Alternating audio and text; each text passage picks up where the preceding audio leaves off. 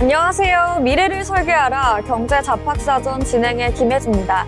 오늘은 정소희, 유예빈 두 분의 아나운서와 함께 경제 이야기 나눠보도록 하겠습니다. 어서 오세요. 안녕하세요. 네, 7월 24일 목요일 경제 잡학사전 시작해보도록 하겠습니다. 간밤에 미증시 상황부터 간략하게 짚어볼 텐데요. 네, 뉴욕 증시는 무역협상 진전에 강세로 마감했습니다. S&P 500은 사상 최고치를 경신했는데요. EU와 15% 관세 합의에 근접했다는 소식에 다우지수는 1% 넘게 상승폭을 보여줬고요. S&P 500 또한 최고치 보여줬습니다. 시장의 예상치를 웃돈 알파벳의 실적은 좋게 나왔지만 테슬라는 부진한 흐름이 나타났습니다. 미증시는 미국과 일본 무역 합의 소식에 힘입어 상승 출발했는데요. 이후 큰 변화 없이 보합권 등락을 반복하다가 장중에 미국과 EU 간의 무역 협상 타결에 근접했다는 소식에 상승을 확대하는 등 관세 이슈에 시장은 집중했습니다. 대체로 실적 결과에 반응을 보인 산업, 제약바이오, 에너지 업종이 상승을 보였고요. 한편 트럼프 대통령은 AI 정책의 근간이 될 AI 액션 플랜을 공개했는데요. 미국 AI 주도권 유지와 중국 견제 관련해서는 안전보다는 중국 견제를 위한 신속한 개발 자원에 중점을 두고 있다고 말했습니다. 백악관은 이번 AI 액션 플랜이 미국이 AI 분야에서 주도권을 공고히 하는 결정적인 길을 제시할 것이라고 강조했습니다. 관련 소식에 관련주들 종목들이 강세 보였습니다. 네, 이렇게 간단하게 미증시 상황 짚어봤고요. 이어서 저희는 좀 더 자세한 미증시 마감 상황 살펴보도록 하겠습니다. 소희 아나운서 전해주시죠. 네, 오늘 새벽 마감한 뉴욕 증시 3대 지수 일제히 상승세로 마감했습니다. 우선 말씀해 주신 것처럼 미국과 일본의 무역 합의에 이어서 또 이 미국과 유럽연합의 무역 협상도 타결될 가능성이 높다고 보며 3대 지수 모두 상승세를 탔습니다. 자세한 마감 지수 보시면요. 다우존스 1.14% 상승한 45,010.29포인트로 종가 형성했고요. 나스닥은 0.61% 오르면서 21,020.02포인트로 마감했습니다. S&P 500 역시 6,358.91포인트로 0.78% 오르면서 상승 마감했습니다. 나스닥 지수가 종가 기준으로 21,000선을 넘긴 건 이번이 처음이고요. S&P 500 지수는 전날에 이어 종가 기준 최고치를 하루 만에 또 경신했습니다. 다우지수는 7개월여 만에 45,000선을 회복하면서 종전 최고점 기록 경신을 눈앞에 두고 있는 상황입니다. 오늘 시장 흐름 자세한 뉴스와 함께 더 알아보도록 하겠습니다. 오늘 시장의 상승세 역시나 미국과 일본의 무역 합의라고 볼 수 있겠는데요. 양국은 전날 일본이 쌀과 자동차 시장을 개방하고 5,500억 달러 규모의 대미 투자를 약속하는 대신 미국은 일본에 대한 상호 관세율을 기존 25%에서 15%로 낮추는 무역 합의를 도출했습니다. 여기에 더해 유럽연합과의 무역 합의가 임박했다는 보도도 시장을 끌어올렸는데요. 자세한 내용 보시면요. 이 영국의 일간 파이낸셜 타임즈는 복수의 소식통을 인용해 이 미국과 유럽연합이 유럽산 제품의 15%의 상호관세를 부과하는 무역 합의에 근접했다고 보도했습니다. 파이낸셜 타임즈는 보도대로 합의가 이루어진다면 미국이 유럽산 제품에 부과했던 기존 평균 관세 4.8%에 현재 적용 중인 10%의 기본 관세를 합한 것과 비슷한 현장 유지 수준이 될 것으로 보고 있습니다. 다음으로 보시면요. 오늘 새벽 미국 기존주택 판매 지수가 나왔는데요. 전월 대비 2.7% 하락한 것으로 나타났습니다. 높은 가격과 공급 부족이 맞물리면서 수요가 원활하게 회복되지 못했는데요. 주택 가격은 사상 최고치를 기록했습니다. 마지막으로 다들 2021년도 이 게임스톱 사태를 기억하고 계실 텐데요. 최근 미국 증시에서 개인 투자자 자금이 밈주식, 즉 온라인에서 입소문을 타고 개인 투자자들이 몰리는 주식에 쏠리는 현상이 나타나면서 게임스톱 사태가 다시 재현되는 것이 아니냐는 우려가 이어지고 있습니다. 특히나 오늘 뉴욕 증시에서 휴대용 카메라 장비 업체인 고프로가 전장 대비 12.41% 오른 1.54달러에 마감하는 모습이었는데요. 고프로는 21일까지만 해도 $1가 안 되는 소위 말하는 동전주였습니다. 그러나 오늘 상승세를 잊지는 못하고 널뛰기 행보를 보이는 모습이었고요. 도넛 프랜차이즈인 크리스피크림도 마찬가지였습니다. 두 종목 모두 특별한 호재가 없었다는 점에서 전형적인 밈주식의 형태로 보고 있습니다. 그럼 이어서 오늘 히트맵 보시면서 더 자세한 종목별 상황 이어서 보겠습니다. 오늘 엔비디아는 무역협정 진전 기대감으로 상승 전환을 했고요. 2.25% 상승하면서 좋은 흐름을 보였습니다. 오늘 실적 발표를 기다리면서 시장에 이목이 쏠렸던 알파벳과 테슬라의 실적은 희비가 엇갈렸는데요. 알파벳은 시장의 기대치를 웃돌면서 이 정규장에서는 0.3% 정도 하락을 했지만 애프터마켓에서 상승하는 모습이었습니다. 반면에 테슬라는 2분기 실적이 전반적으로 시장 예상치를 하회했습니다. 정규장에서는 0.14% 상승했지만 애프터마켓에서 4%대 하락세를 보였습니다. 이 메타는 글로벌 무역 불확실성이 완화되면서 1.24% 상승했고요. 마이크로소프트와 아마존 역시 소폭의 상승세를 보였습니다. 이어서 각 종목별 이슈도 함께 살펴보도록 하겠습니다. 먼저 엔비디아입니다. 트럼프 대통령이 AI 인프라 강화를 위한 행정명령에 서명하고 또 행정부 차원의 실행 계획을 공식 발표할 예정이라는 소식이 전해졌습니다. 이번 행정명령은 규제 완화와 반도체 공장 인허가 간소화, 또 AI 인력 육성 등이 추진될 예정입니다.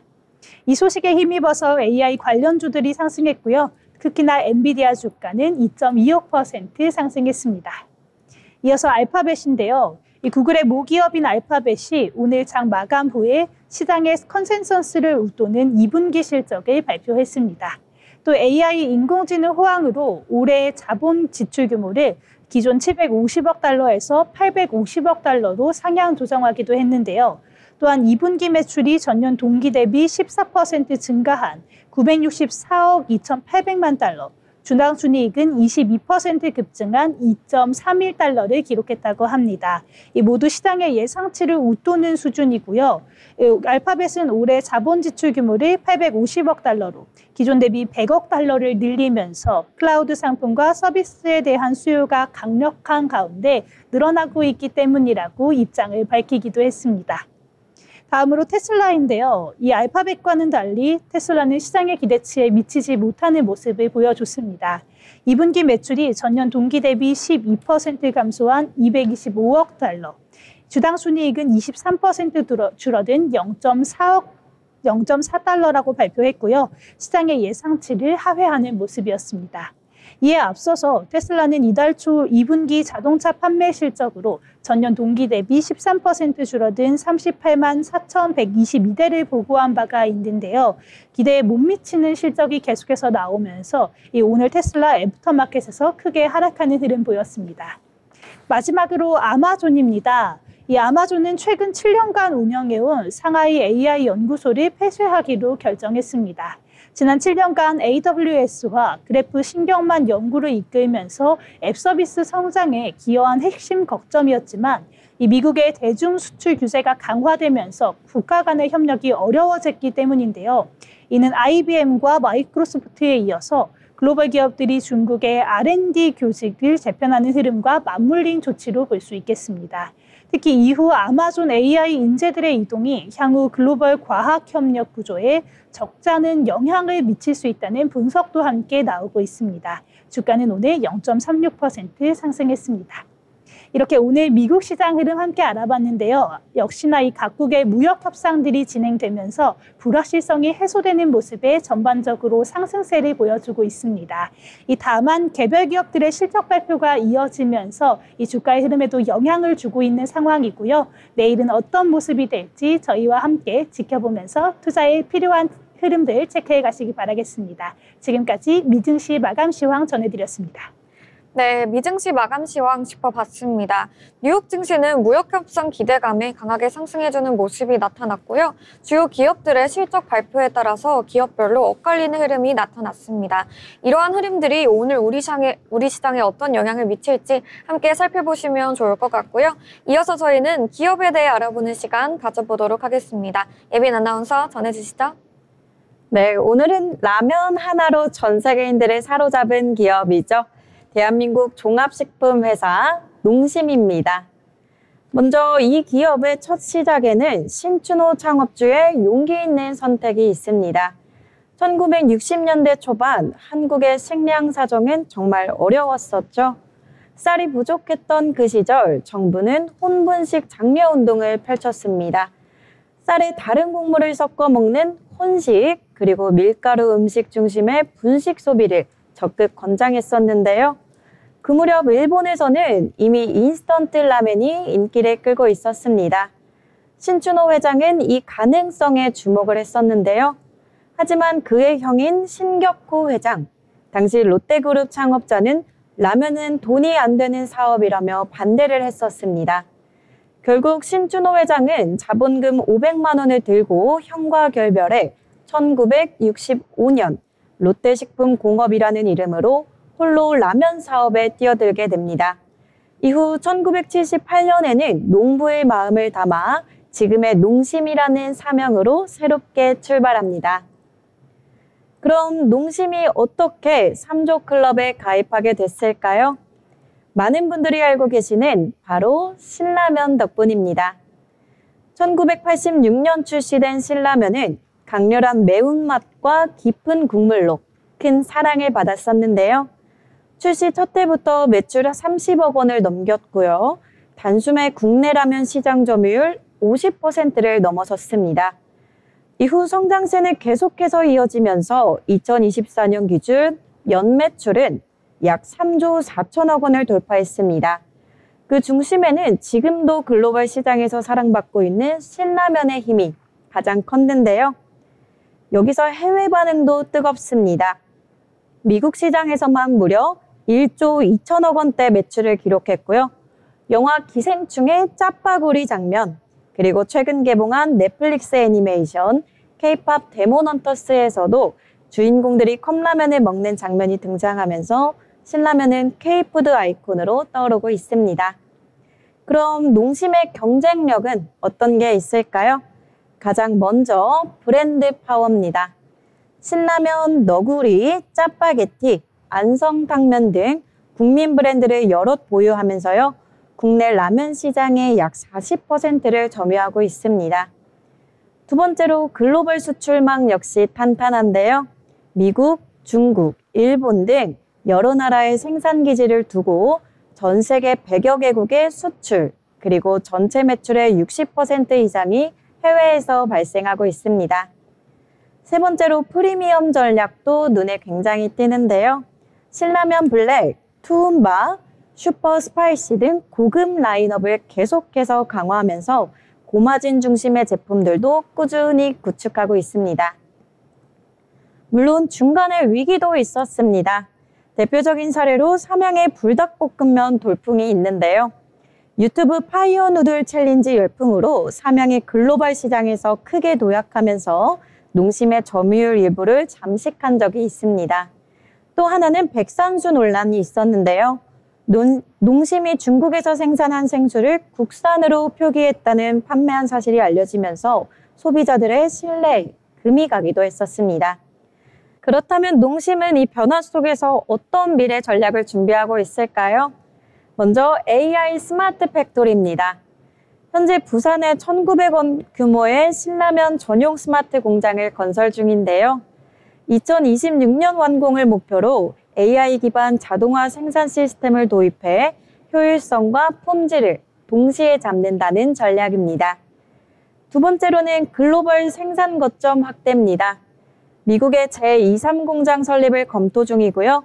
유럽에는 암스테르담 법인을 두고 2030년까지 해외 매출 비중 50%를 달성하겠다는 목표를 세웠습니다. 세 번째로는 콘텐츠와 연결된 마케팅 전략입니다. 앞서 소개해드린 영화 기생충 그리고 K-팝 데몬헌터스처럼 브랜드 문화 콘텐츠 안에 자연스럽게 녹이면서 K-푸드를 해외로 확장하고 있습니다. 네 번째로는 할랄 인증을 통한 이슬람권 확장 전략도 빼놓을 수 없는데요. 농심은 신라면을 말레이시아 그리고 인도네시아 등 할랄 인증이 필수인 국가까지 수출하기 위해서 2009년부터 제품에 할랄 인증을 도입했는데요. 이 덕분에 중동과 동남아 지역 수출이 빠르게 증가하고 있습니다. 현지 입맛에 맞춘 순한맛 라면이나 채소 기반의 재료를 활용한 제품도 개발되면서 종교 그리고 문화적 장벽을 뛰어넘는 글로벌 전략형 라면으로 진화 중인 거죠. 마지막으로는 지속 가능 경영 ESG 강화입니다. 스마트 공장을 중심으로 에너지 절감과 환경 안전을 확보하고 있고요. 글로벌 인증 확대 그리고 ESG 보고서 발간 등을 통해서 책임 있는 기업 이미지도 함께 구축하고 있습니다. 지금까지 라면 하나로 전 세계를 사로잡은 기업 농심이었습니다. 네, 라면 하나로 전 세계를 사로잡은 농심에 대해서 함께 알아봤습니다. 이어서 저희는 오늘 신문에 나온 이슈들도 짚어볼까 하는데요. 소희 아나운서 준비하신 내용 전해주시죠. 네, 제가 첫 번째로 가져온 뉴스는 바로 정책에 힘입어 태양광주 맑음, 미국 퍼스트솔라, 중국 통해이 쑥이라는 제목의 기사입니다. 이 미국과 중국의 정책 변화에 힘입어 최근 한 달간 태양광 관련주가 뚜렷한 상승세를 보이고 있습니다. 미국에선 이달 초에 통과된 하나의 크고 아름다운 법안 OBBBA가 핵심인데요.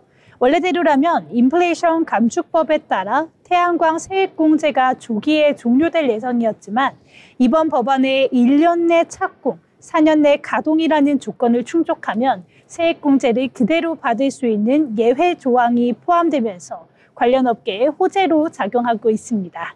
이 영향으로 미국 태양광 모듈 업체 제조업체인 이 퍼스트솔라는 한 달 사이에 주가가 24% 넘게 급등했고요. 넥스트레이커와 인페이스 에너지도 각각 10%, 22%가량 상승했습니다. 이 중국에서도 반등세가 이어지고 있는데요. 가격 경쟁 심화로 부진했던 태양광주가 최근 중국 정부의 공급 과잉 해소 움직임에 기대감이 커지면서 상승 전환했습니다. 통해이는 한 달 만에 주가가 무려 44% 가까이 뛰었고 룽지 그린 에너지도 14% 넘게 올랐는데요. 전반적으로 글로벌 태양광 시장이 전체적으로 활기를 찾고 있는 모습입니다. 다음 뉴스도 함께 보시면요. 일본 협상국 중 결과 가장 좋아. 한국 관세 1%포인트라도 더 낮춰야 라는 제목의 기사입니다. 최근 미국과 일본이 관세 협상을 타결하면서 우리 정부도 더 나은 조건을 이끌어내야 한다는 압박을 받고 있습니다. 이 통상 전문가들에 따르면 일본은 지금까지 미국과 무역 협상을 마친 5개국 중 가장 유리한 결과를 얻었다고 평가되는데요.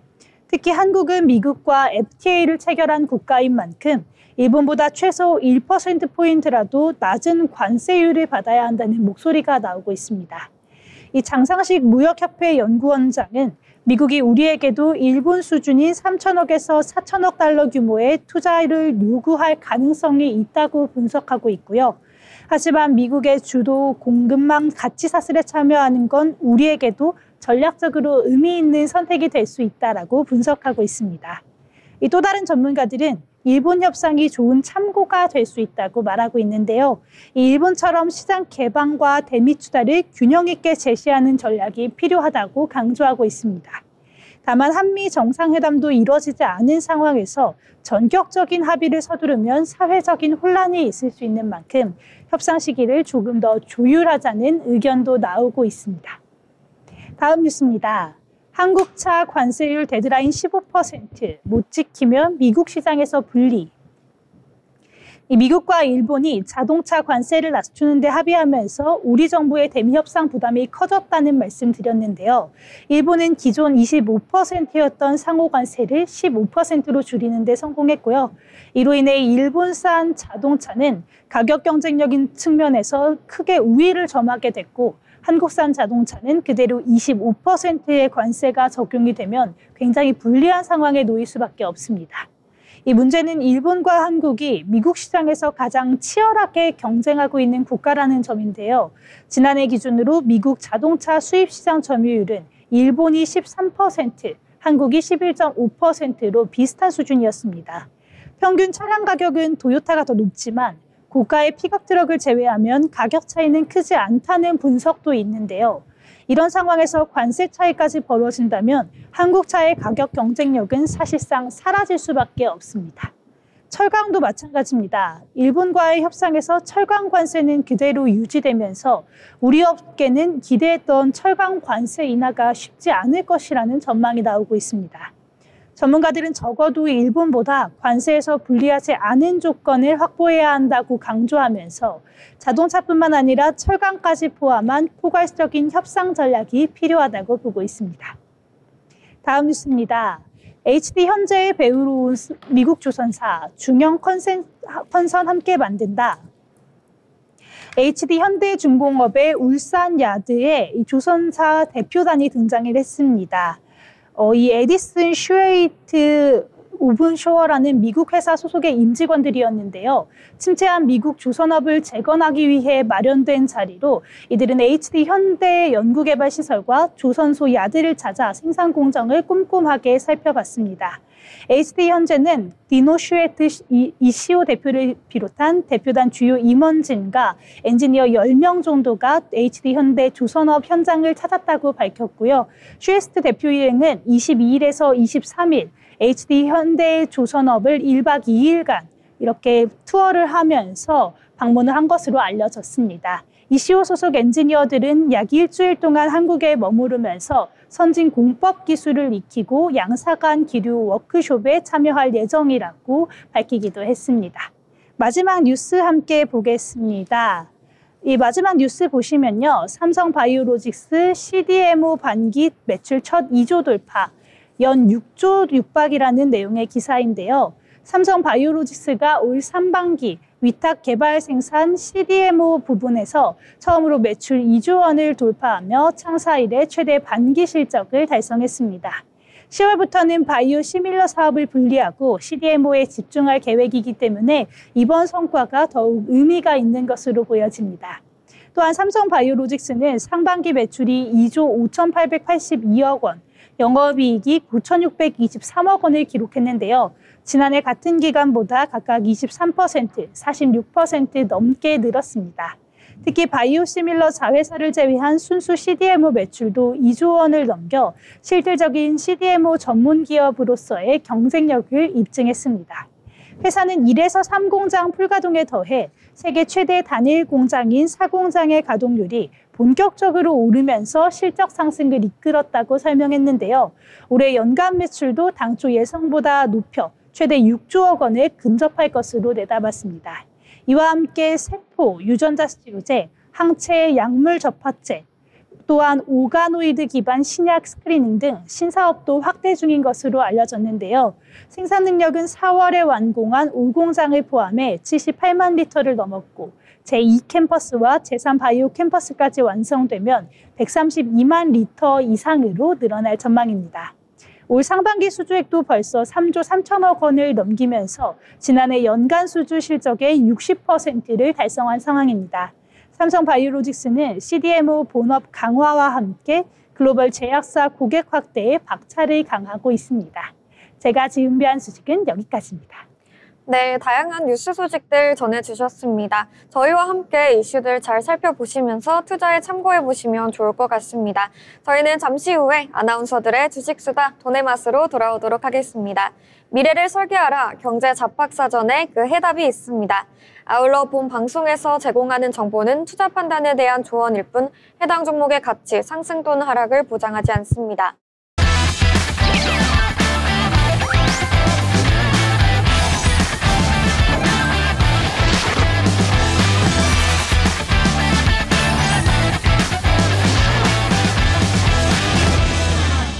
네, 이번 시간은 투자의 고수가 되고 싶은 아나운서들의 경제 이야기, 주식 이야기 나눠보는 시간입니다. 먼저 오늘 국내 증시 마감 상황부터 살펴보도록 하겠습니다. 네, 7월 24일 목요일 양지수 엇갈리는 흐름이 나타났는데요. 자세한 지수 분위기 코스피부터 살펴보도록 하겠습니다. 코스피는 미국이 일본에 이어 유럽연합과의 관세 협상을 타결하자 한미 간 협상 타결 기대감이 커지면서 상승 출발했습니다. 장 초반에 3,237선까지 오르면서 연고점을 경신했는데요. 장중 연고점을 돌파했던 코스피가 한미 통상협의 연기 소식에 3,200선을 내주면서 상승폭을 내줬습니다. 0.21%로 강보합권으로 마무리하는 모습이었고요. 3,190선에서 거래를 마쳤습니다. 수급적으로 살펴보시면요. 외국인과 기관이 매수해주는 모습이 나타났는데요. 외국인이 7,371억 원, 기관이 1,289억 원 물량을 담아냈습니다. 반면에 개인이 9,500억 원 넘게 팔아내었습니다. 네, 이어서 코스닥도 살펴보도록 하겠습니다. 코스닥도 코스피와 마찬가지로 강세로 출발했지만 장중에 하락 전환하는 모습이 포착이 되었는데요. 기관과 외국인이 순매도하면서 하락에 전환을 했습니다. 코스닥은 0.45% 내린 809포인트의 거래를 마쳤습니다. 이어서 자세한 수급 상황도 살펴보겠습니다. 개인과 기관이 팔아내는 모습이 나타났는데요. 개인이 200억 원대, 기관이 1,165억 원 팔아냈습니다. 반면에 외국인이 300억 원대 담아내줬지만 지수의 상승을 이끌어내지는 못했습니다. 이어서 시가총액 상위 종목들의 흐름들도 살펴보도록 하겠습니다. 먼저 코스피입니다.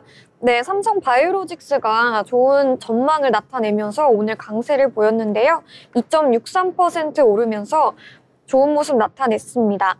어제 자동차주가 강세를 보였지만 오늘은 조금 쉬어가는 모습이 나타나고 있는데요. 현대차는 2%대 낙폭을 보여주면서 21만 7천 원에 거래를 마쳤고요. 기아도 1%대 낙폭 보여주면서 10만 4,800원에 장을 마쳤습니다. 이어서 코스닥도 살펴보도록 하겠습니다. 전반적으로 파란불 켜면서 혼조세 나타났는데요. 2차 전지주만이 소폭 올라주는 모습이 나타나고 있습니다. 에코프로비엠이 2.47% 상승해줬고요. 에코프로도 1.56% 상승했습니다. 반면에 알테오젠, HLB, 리가캠 파마리서치 모두 하락하는 모습이 나타나고 있습니다.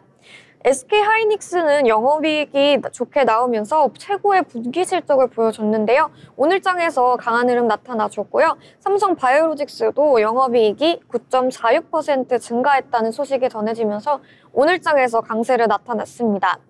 특히 협상 기대감에 상승했던 자동차 업종이 오늘 하락했다라고 정리해 볼 수 있겠습니다. 지금까지 마감 상황 살펴봤고요. 이어서 저희는 오늘 시장에서 특징적인 종목들, 뜨거웠던 종목들 함께 이야기 나눠보도록 하겠습니다. 먼저 첫 번째 특징주입니다. 소희 아나운서 전해주시죠. 네, 오늘 가져온 첫 번째 종목 바로 일동제약입니다. 오늘 일동제약이 급등세를 보였는데요. 이 경구형 글루카곤 유사 펩타이드 1, GLP-1의 신약 임상 데이터가 호조를 보이고 있다는 이 내용의 보고서가 나오면서 매수세가 몰린 것으로 보입니다. 오늘 IV 리서치는 보고서를 통해 일동제약의 경구형 GLP-1 신약에 대해 국내 임상 1상에서 단일 상승 용량 SAD와 다중 상승 용량 MAD의 시험을 진행하며 경쟁력 있는 중간 결과를 확인했다고 설명했는데요.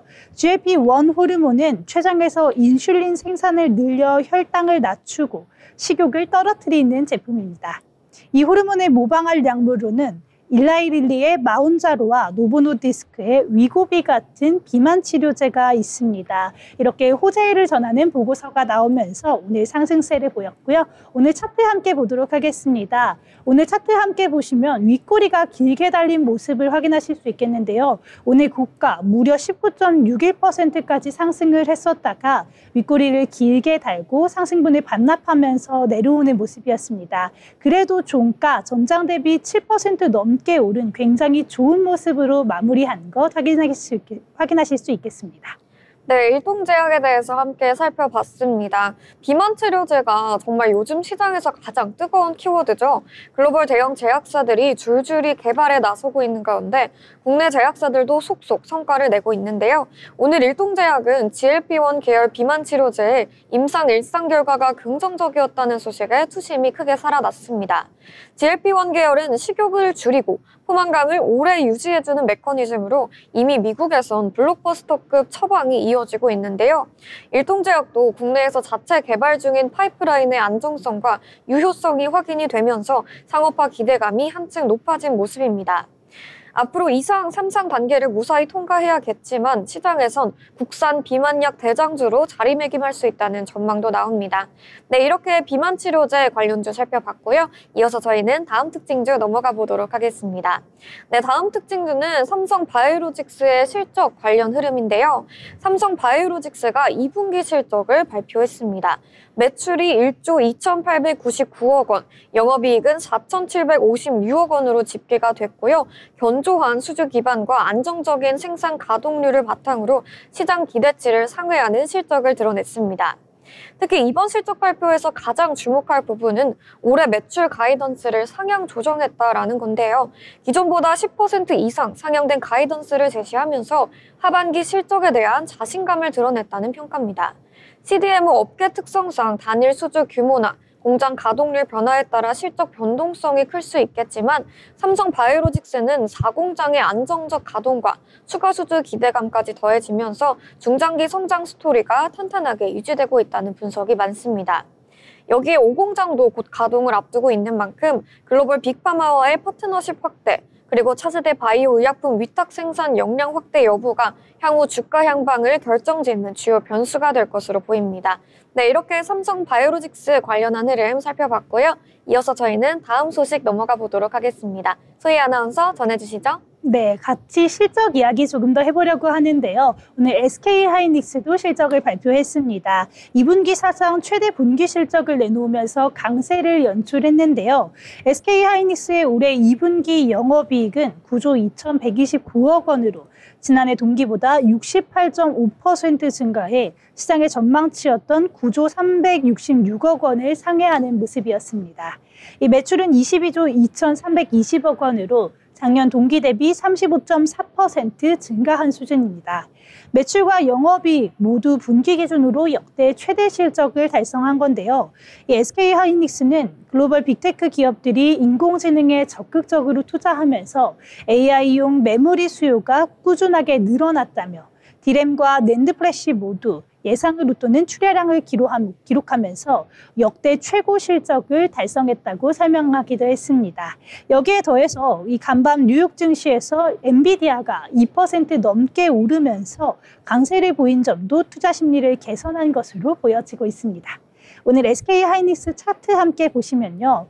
파란불이라서 놀라실 수 있겠습니다. 아무래도 오늘 실적 발표가 예정되어 있다 보니 그 전날에 이 애프터마켓에서 매수세가 조금은 몰렸던 게 아닐까 볼 수 있겠는데요. 시가가 전장 대비 1.29% 상승하면서 출발을 했어서 오늘 이렇게 파란 봉으로 보이고 있지만 그래도 오늘 종가 전장 대비해서 0.37% 오르면서 26만 9,500원으로 마감하는 모습이었습니다.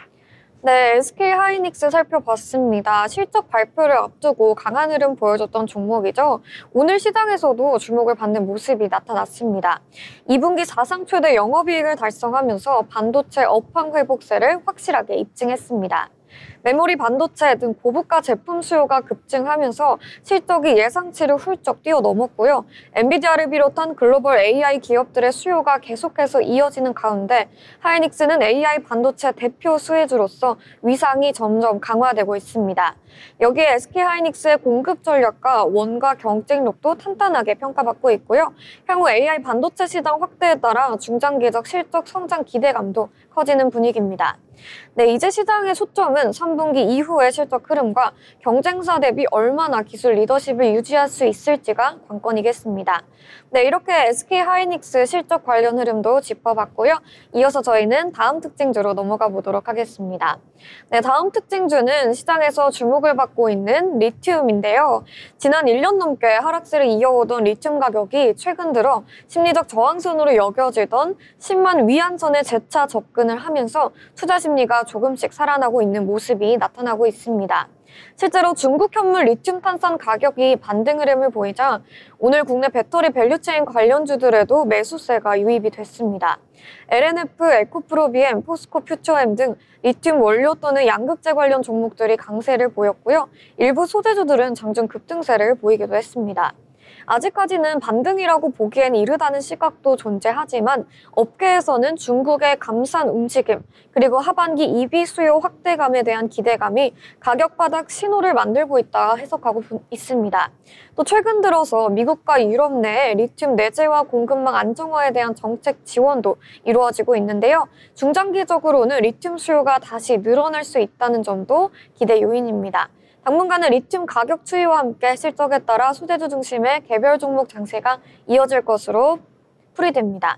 네, 이렇게 리튬 관련해서 관련주 흐름 짚어봤고요. 이어서 저희는 마지막 특징주로 넘어가 보도록 하겠습니다. 소희 아나운서 전해주시죠.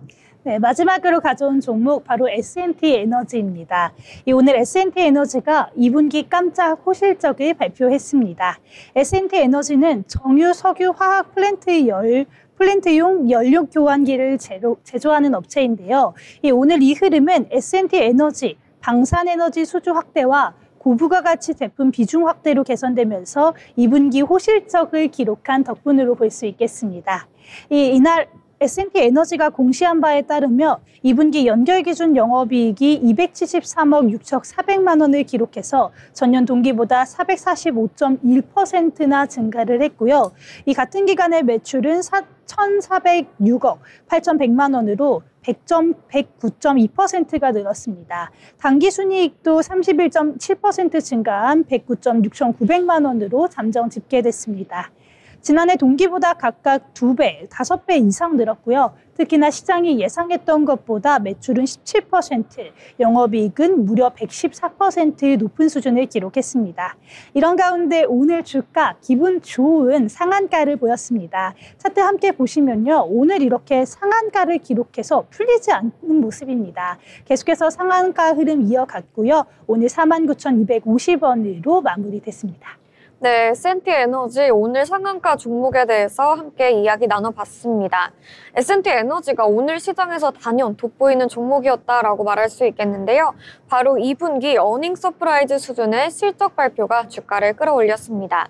에너지 플랜트 설비와 산업용 압력용기를 제조하는 S&T 에너지는 최근 국내외 수주 확대와 원가 절감 효과가 실적에 반영이 되면서 영업이익이 시장 기대치를 훌쩍 웃도는 수치로 발표가 됐고요. 이 소식에 투자자들의 매수세가 몰리면서 오늘 장중에 상한가까지 직행을 했습니다. 특히 전력 인프라 투자 확대와 재생에너지 확산 흐름 속에서 관련 기자재 기업들에 대한 기대감이 높아지고 있는 상황인데요. S&T 에너지가 꾸준한 수주 흐름과 더불어 실적 안정성까지 보여주면서 단기 테마성 상승이 아니라 기초 체력에 기반한 반등이다라고 긍정적으로 평가되고 있습니다. 앞으로도 이익률 유지 여부와 추가 수주 공시 등 모멘텀이 지속될 수 있을지 계속해서 체크해 보시면 좋겠습니다. 네, 이렇게 저희와 함께 5가지 특징주 정리해봤습니다. 함께 특징주 살펴보시면서 투자에 참고해보시면 좋겠습니다. 이어서 저희는 인물에 대해서 알아보려고 하는데요. 예빈 아나운서 전해주시죠. 네, 오늘 알아볼 인물은요. 한국을 넘어 세계가 주목하는 영화 감독이죠. 바로 봉준호 감독입니다. 1969년 대구에서 태어난 봉준호 감독은요. 부산에서 유년 시절을 보내고 고등학생 때 서울로 올라왔습니다. 아버지는 유명한 산업 디자이너, 형은 미술 감독, 누나는 패션 디자이너라는 예술가 집안이었는데요. 그 영향 덕분이었을까요? 그는 어릴 적부터 영화를 정말 좋아하는 일명 영화광이었다고 합니다. 특히 12살 때 TV로 본 브라질 영화 블랙 오르페우스를 통해 영화의 매력에 푹 빠지게 됐다고 하는데요. 그는 음악과 리듬, 감정이 끊이지 않는 그 화면을 넋놓고 바라봤다고 이야기한 적이 있습니다. 대학에서는 사회학을 전공했는데 결국은 영화 감독의 꿈을 쫓아 한국 영화 아카데미에 진학하게 되는데요. 이후 조감독, 각본가 등을 거쳐서 2000년 첫 장편 플란디스의 개로 첫 데뷔를 합니다. 하지만 결과는 관객 수도 흥행도 기대에 못 미쳤는데요. 그는 훗날 이 영화가 묻히면 내 커리어도 끝일 수 있다며 이 시기를 첫 번째 위기로 꼽았습니다. 그럼에도 불구하고 봉준호 감독은 자신만의 스타일을 계속해서 고수하고 있습니다. 장르를 섞고 사회적 메시지를 녹이고 블랙 유머로 불편한 현실을 조명하는 방식인데요. 이런 스타일이 처음으로 대중에게 통한 작품이 2003년 살인의 추억입니다. 연쇄살인 사건을 다룬 이 영화는 범인을 찾는 것보다는 그를 잡지 못하는 사회에 질문을 던지며 거대한 반향을 일으켰는데요. 이후 그는 괴물, 마더, 설국열차, 옥자 등 다양한 작품을 통해서 한국을 넘어 세계가 주목하는 감독이 됩니다. 그리고 마침내 2019년 기생충으로 영화 역사에 한 획을 긋는데요. 칸 영화제 황금종려상 수상, 아카데미 사관왕, 비영어권 영화 최초의 작품상이라는 타이틀까지 거머쥐면서 현실을 뿜은 블랙 코미디로 세계 관객의 마음을 사로잡았습니다. 그럼 기생충 이후 봉준호 감독은 어떤 변화를 일으켰을까요? 먼저 비영어권 영화의 장벽을 깼다는 큰 변화가 있었는데요. 자막 있는 영화는 안 본다는 기존 편견을 깨면서 언어보다 콘텐츠가 중요하다는 흐름을 만들었습니다. 또 글로벌 플랫폼과 한국 콘텐츠의 연결이 활발해졌는데요. 넷플릭스 그리고 디즈니 플러스 등 글로벌 스튜디오들이 한국 콘텐츠에 더 과감하게 투자하게 됐고요. 오징어 게임처럼 전 세계에서 통하는 K-시리즈 작품들이 잇따라 등장하게 된 배경이 됐습니다. 이렇게 봉준호 감독이 계속해서 순탄한 길을 걸은 것은 아닌데요. 데뷔작 플란다스에게의 흥행 실패, 칸 영화제에서의 옥자 상영 중 넷플릭스 논란과 상영 중단, 그리고 기생충 이후 이어질 작품에 대한 기대와 부담감이 컸다고 밝혔습니다. 그는 한 인터뷰에서 기생충 이후 3년간은 다음 이야기를 준비하면서 스스로 물었다며 나는 뭘 말하고 싶은가 라고 고백을 하기도 했었습니다. 그리고 그렇게 탄생한 최신작이 바로 2025년 초에 개봉한 SF 영화 미키 17입니다. 한국은 2월 28일, 미국은 3월 7일에 개봉했었는데요. 할리우드 스타들이 대거 참여하면서 화제를 모았었죠. 이 작품은 죽음을 반복하며 재생되는 인간 클론을 소재로 자아, 노동, 인간 존엄성에 대한 메시지를 담았습니다. 비평가들 사이에서는 예전보다 실험적인 톤, 봉 감독 특유의 사회 풍자가 여전하다는 평가를 받았고요. 흥행면에서는 사실 약간 아쉬웠지만 그의 다음 행보에 대한 기대감은 여전히 커졌습니다. 이렇게 봉준호 감독은 단순한 수상 스타일 감독이 아니라 영화를 통해 세상의 흐름을 묻고 답하며 우리나라 문화 위상을 높이는 예술가라고 볼 수 있겠는데요. 지금까지 한국을 넘어 세계가 주목하는 영화 감독 봉준호 감독이었습니다. 네, 봉준호 감독에 대해서 함께 알아봤습니다. 이어서 저희는 투자에 도움이 될 만한 리포트 전해드리려고 하는데요. 소희 아나운서 전해주시죠. 네, 오늘 가져온 리포트는요. 바로 교보증권에서 발간한 미국 대형 리테일러도 K-뷰티 밀어주는데 뭐가 걱정이에요? 라는 제목의 리포트입니다. 이번 리포트에서는요. 최근 아마존 프라임데이에서 K-뷰티 브랜드인 메디큐브가 이 전체 뷰티 브랜드 중에 점유율 1위를 기록했다는 이례적인 성과를 바탕으로 미국 내 화장품 시장 내 이 K-뷰티의 위상이 얼마나 달라졌는지를 분석하고 있는데요. 내용 함께 알아보도록 하겠습니다. 이 최근 7월 아마존 프라임데이 행사에서 K-뷰티 브랜드 메디큐브가 전체 뷰티 브랜드 중 점유율 1위를 기록했습니다. 무려 9.3%였는데요. 이 2위인 뉴트라폴 5.3%, 3위인 세라빌 5.1%와도 크게 격차를 보인 결과입니다. 이 브랜드 전체 기준 점유율 1위는 매우 이례적인 일로 평가가 되고 있습니다. 메디큐브는 과거 1분기 점유율 3.8%에서 2분기에는 4.6%, 그리고 이번 행사에서 무려 9.3%로 급등하면서 가파른 성장세를 보여줬고요. 특히나 유료 광고 비중이 낮음에도 불구하고 이렇게 성과를 낸 건 메디큐브의 SKU 전략과 콘텐츠 배치 역량이 주요했던 것으로 분석되고 있습니다. 프라임데이 하루 매출만 약 300억 원 이상으로 추정되고요. 이렇게 된다면 작년 3분기 매출이었던 396억 원의 약 75%에 해당하는 수치입니다. 이처럼 온라인을 중심으로 빠르게 성장한 브랜드들이 이제 오프라인 시장에서도 존재감을 드러내고 있는데요. 울타는 올해 2월에 메디큐브와 전 점포 직거래를 체결을 했고요. 메디큐브는 진출이 3년이 채 되지 않아서 울타에 입점했다는 성과를 냈습니다. 이는 과거 엘프가 온라인 기반 브랜드로 시작해 울타에 입점하기까지 13년이 걸린 것과 비교한다면 매우 빠른 전개라고 볼 수 있겠습니다. K-뷰티가 단순히 미국 시장에서 인지도를 쌓는 단계를 넘어서 리테일러들이 먼저 K-뷰티 브랜드를 유치하고 있는 것도 주목할 만한 변화입니다. 예를 들어서 울타는 올해 2월 아누아와 직거래 또 전점포 입점 계약을 체결했고요. 최근에는 메디큐브 외에도 다수의 K-뷰티 브랜드와 입점을 추진 중입니다. 실제로 8월 신규 입점 브랜드 13개 중에 절반 이상이 K뷰티 브랜드일 정도로 확대 흐름이 뚜렷한 상황입니다. 세프라 또한 2024년에서 2025년 K뷰티 카테고리를 2배로 확대하겠다는 목표를 세우고 있고요. 최근에는 조선미녀, 토리 등 이런 브랜드들이 세프라 전 점포에 입점이 진행 중입니다. 이 과거에는 매대수만 확보해도 성공한 것으로 여겨졌다면 최근에는 실질적인 매대 길이 확보, 또 공급률 협상까지도 유리하게 이루어지고 있습니다. 대표적으로 타깃, 월마트, 울타 모두 K뷰티 매대를 기존보다 2배 이상 확대한 바 있습니다. 이렇게 K뷰티가 성장한 것은 엘프 사와로도 유사한 흐름을 보이고 있습니다. 엘프는 2004년 미국에서 자사몰 기반의 DTC 전략으로 시작해 온라인에서 인기를 얻었고 이후 10년도에 타깃에 입점하면서 본격적으로 오프라인 채널을 확대한 바 있는데요.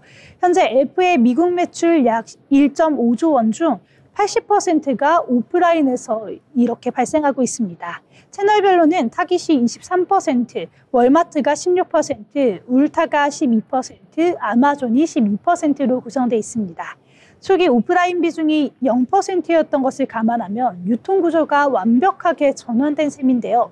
현재 메디큐브, 아누아, 조선미녀 같은 곳들도 엘프와 유사하게 온라인에서 인기를 얻은 뒤에 오프라인 리테일러들과 빠르게 직거래를 체결하는 등 유사한 성장 궤적을 밟고 있는 것으로 분석되고 있습니다. 이렇게 과거에는 K뷰티 브랜드들이 미국 오프라인 유통시장에 입점을 하더라도 낮은 공급률과 수익성 문제로 실적에 제한이 있었는데요. 하지만 최근에는 브랜드 인지도를 충분하게 확보한 뒤에 오프라인에 진입하는 구조가 되면서 공급률도 과거 대비 10%포인트 이상 높은 수준에서 협상이 이루어지고 있습니다. 대표적으로 달바 같은 경우 최근 코스트코 채널과 입점을 논의 중인데 과거보다 훨씬 유리한 조건으로 협상이 진행 중인 것으로 알려졌고요. 이렇게 브랜드 파워가 리테일러와의 협상 구도 자체를 바꾸고 있고 이는 향후 수익성 개선으로도 이뤄질 수 있는 아주 긍정적인 신호로 해석할 수 있겠습니다. 이렇게 교보증권의 미국 리테일러도 K뷰티 밀어주는데 뭐가 걱정이에요? 라는 리포트를 함께 봤는데요. 이 우리나라의 뷰티 브랜드들의 아마존 점유율 급등, 또 대형 오프라인 리테일러들의 빠른 입점 확대, 공급률 협상 구조 변화까지 단순한 수출이 아닌 산업 구조 자체의 전반적인 변화를 이끌고 있는 것으로 보입니다. 앞으로 K뷰티가 미국 내에서 어떠한 브랜드 파워를 보여줄지 또 관련 종목들의 실적과 주가 흐름에도 주목해봐야겠습니다. 지금까지 투자 리포트 전해드렸습니다. 네, K뷰티 관련해서 투자 리포트 함께 살펴봤습니다. K뷰티가 미국에서 영향력을 펼치고 있는 만큼 저희와 함께 체크해보시면서 투자에 참고해보시면 좋을 것 같습니다. 아울러 본 방송에서 제공하는 정보는 투자 판단에 대한 조언일 뿐 해당 종목의 가치, 상승 또는 하락을 보장하지 않습니다.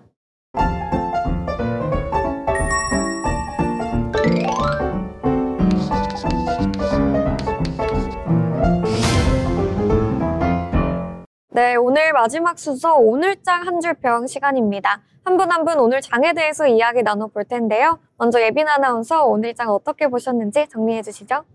네, 오늘 분명히 웃음도 있었지만 그만큼 조심스러운 발걸음도 있었던 하루 아닐까 싶습니다.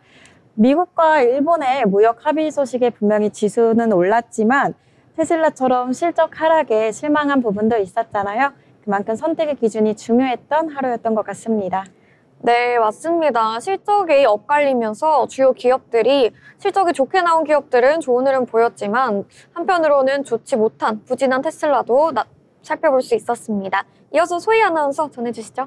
네, 저는 미국의 울고 웃고 이렇게 표현해 보도록 하겠습니다. 미국의 이제 협상이 결렬이 되면서 미뤄지면서 우리나라의 이 코스피에도 조금은 주춤하는 모습이었던 것 같아 미국의 울고 웃고 이렇게 이야기해 보도록 하겠습니다. 네, 맞습니다. 한미 협의가 연기됐다는 소식에 코스피는 연고점을 돌파했지만 상승폭을 내어주고 코스닥은 하락 또는 하른 흐름이 나타났던 하루였습니다. 한미 협의 연기에 투심이 조심스러웠다라고 정리해 보도록 하겠습니다. 내일도 저희 방송과 함께 하시면서 투자에 참고해 보시면 좋을 것 같고요. 내일도 더 알찬 소식으로 찾아오도록 하겠습니다. 시청해 주신 여러분 고맙습니다.